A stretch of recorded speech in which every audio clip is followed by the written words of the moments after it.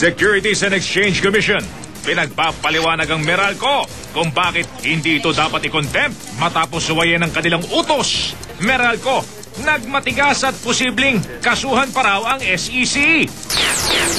Mga bumubuo sa power sector, wala pa rin napagkasunduan kung paano mapapababa ang singil sa kuryente sa muli nilang pagpupulong.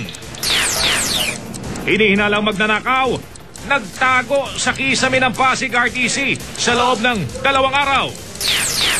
Anak Pawis Representative Crispin Beltran, binigyan ng huling pagpupugay sa Kamara bago ilibing ngayong gabi. Pagpapahalaga sa watawat, binigyan din ngayong National Flag Day. Manny Pacquiao, may bagong diskarte sa pagsasanay para sa tangkanyang sungkitin ang ika-4 niyang world title.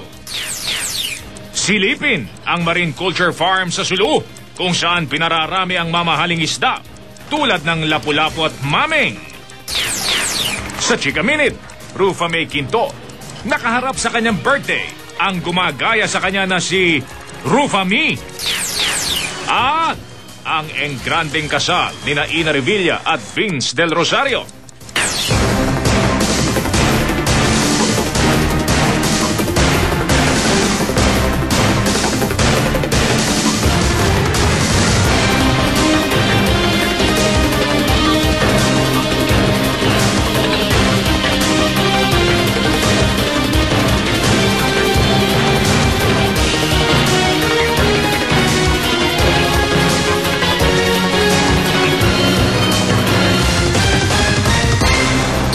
Mula sa GMA Network Center, narito ang walang kinikilingan, walang pinoprotektahan. Mel Bianco, Mike Enrique.